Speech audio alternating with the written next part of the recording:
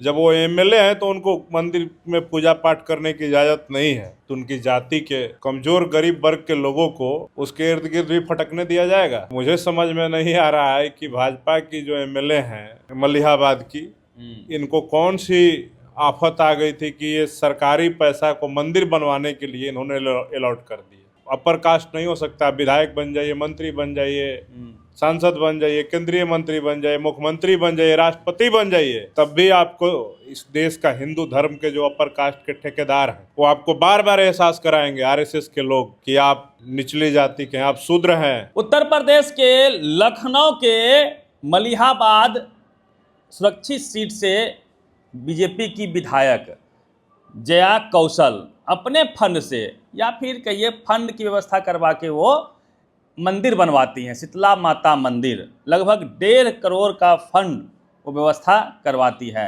जब मंदिर का उद्घाटन हो रहा होता है, शिलान्यास हो रहा होता है, वो वहाँ उपस्थित होती हैं, लेकिन उनको पूजा अर्चना में बुलाया नहीं जाता है, उनसे पूजा अर्चना नहीं कराई जाती है।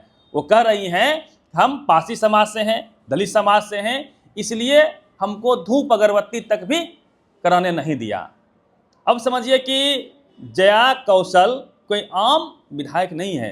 2 बार से लगातार बीजेपी से विधायक हैं, उनके पति 2 बार सांसद रहे हैं, 1 बार केंद्रीय मंत्री रहे हैं, और राजनीतिक प्रभुत्व वाले परिवार से वो आती हैं। उसके बावजूद भी मंदिर में उनके साथ भेदभाव होता है, कह लीजिए छुआछूत होता है। बात करेंगे भीमार्मी के बिहार के प्रदेश अध्यक्ष अमर ज्योति जी हमारे साथ में होंगे। सर, आपका स्वागत है। और भाजपा से आने वाली दलित विधायक को मंदिर में पूजा अर्चना करने नहीं दिया गया, कैसे देखते हैं इस खबर को? अब उनको ही पता होगा कि भाजपा में और हिंदुत्व का झंडा बुलंद करने में कितना सम्मान और अपमान होता है। और इस घटना से तो उनको ज़्यादा क्लियर हो गया होगा कि वो भाजपा में रह के भी हिंदू नहीं बन पाए, उनके पति हिंदू नहीं बन पाए, केंद्रीय मंत्री हो करके भी और उनकी पत्नी होने के बाद भी, फंड देने के बाद भी अगर मंदिर के पूजा में उनको नहीं शामिल होने दिया गया, ये सीधे तौर पे दिखा रहा है। नहीं, वो उपस्थित थी लेकिन पूजा धूप अगरबत्ती नहीं, वही बात है। हाँ, तो सीधे तौर पे दिखा रहा है कि अभी भी अनुसूचित जाति समाज को, खास करके पासी समाज के लोगों को आज भी छुआछूत के नज़रों से देखा जाता है, भेदभाव किया जाता है। और आज भी जो मनुस्मृति लागू थी, मंदिर में प्रवेश नहीं मिलता था, तो ये कोई नई बात नहीं है। देश के राष्ट्रपति बने थे रामनाथ कोविंद जी, उनको भी जगन्नाथ मंदिर में नहीं घुसने दिया गया था। अभी वर्तमान जो राष्ट्रपति हैं द्रौपदी मुर्मू जी, उनके साथ भी इस तरह का मामला हुआ था। बिहार के पूर्व मुख्यमंत्री थे जीतन राम मांझी साहब, वो भी जब एक मंदिर में चले गए थे शेखपुरा में, तो मंदिर को धुलवाया गया था। और ये कहानी सिर्फ दलितों पे ही नहीं है, आदिवासियों पे ही नहीं है, पिछड़ों पे भी लागू है।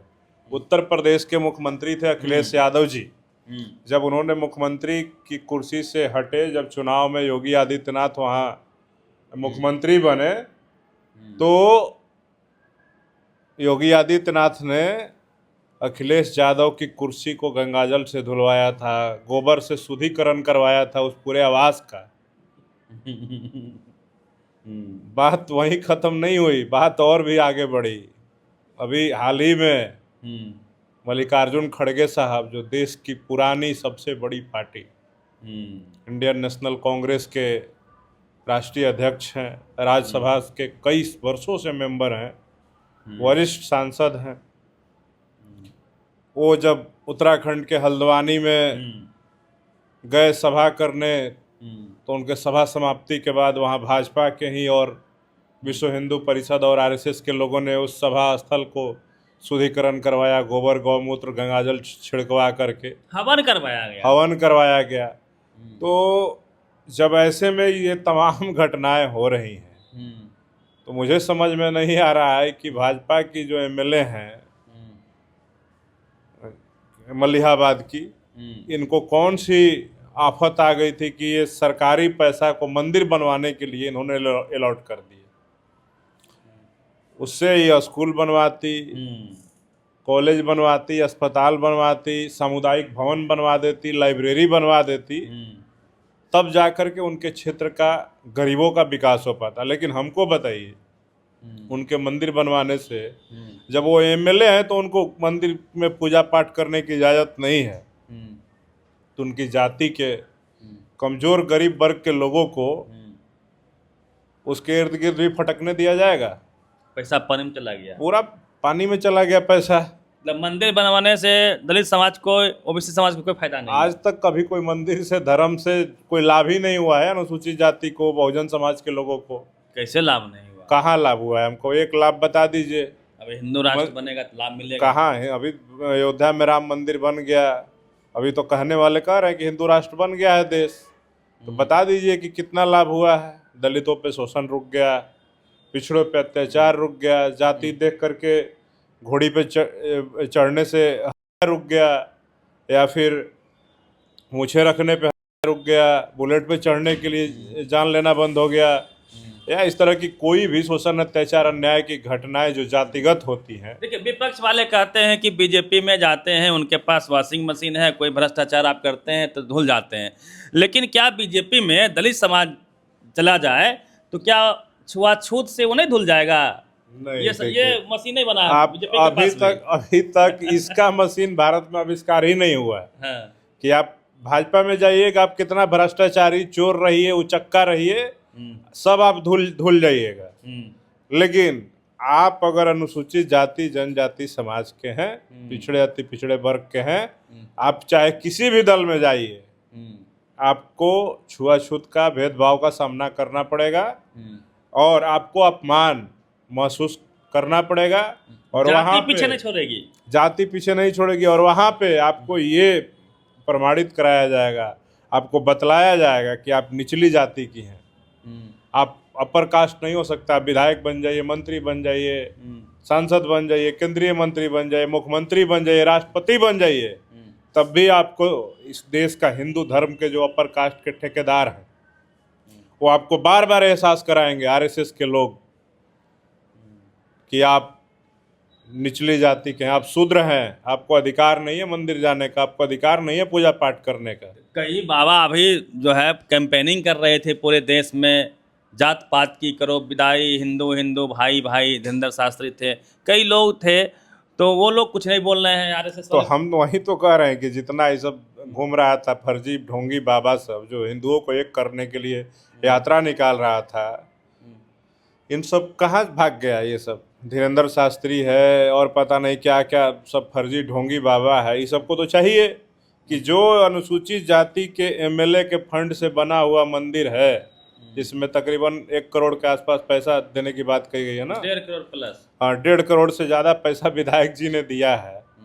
इस विधायक जी का हिंदू धर्म में अपमान हो गया, पूजा पाठ नहीं करने दिया गया, तो आए धीरेंद्र शास्त्री, आए शंकराचार्य, और जिन लोगों ने पूजा पाठ नहीं करने दिया उनको हिंदू धर्म से बाहर निकाल के दिखाए, तब हम मानेंगे कि हिंदू हिंदू भाई भाई है, दलित भी हिंदू है।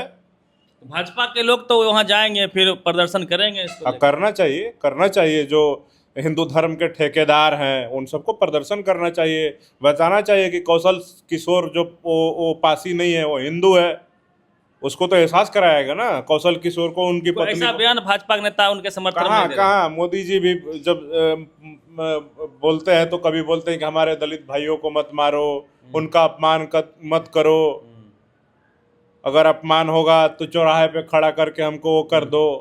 तो अब आइए नरेंद्र मोदी जी, आइए, आपके सांसद जो पूर्व सांसद हो गए हैं अभी, उनकी पत्नी जो आपकी पार्टी के एमएलए हैं, उनका अपमान हुआ है। यदि ये घटना भीम आर्मी के साथ होती, भीम आर्मी के किसी विधायक को यदि मंदिर में घुसने नहीं दिया जाता तो क्या होता? सबसे पहले तो मैं बता दूं आपको भाई साहब कि भीम आर्मी के लोग मंदिर के लिए अपने फंड का व्यर्थ इस्तेमाल होने नहीं देते, पहला बात। दूसरी बात, भीम आर्मी के डंडा झंडा लठ इतना मजबूत है कि कोई ऐसा व्यक्ति नहीं है जो भीम आर्मी के एमएलए का अपमान कर दे और हिम्मत नहीं जुटा पाएगा, सवाल ही पैदा नहीं होता है। और भीम आर्मी के लोग वैसे भी मंदिर से, धर्म से बहुत दूर दूर तक रहते हैं, क्योंकि आज तक इससे कुछ मिला ही नहीं। इस देश में करोड़ों देवी देवता थे, तमाम धर्मशास्त्र थे। तो इस देश का अनुसूचित जाति, जनजाति, पिछड़े अति पिछड़े वर्गों का कोई कल्याण का काम हुआ नहीं। तो हमें मंदिर जाने की कोई आवश्यकता नहीं, मंदिर निर्माण कराने की आवश्यकता नहीं।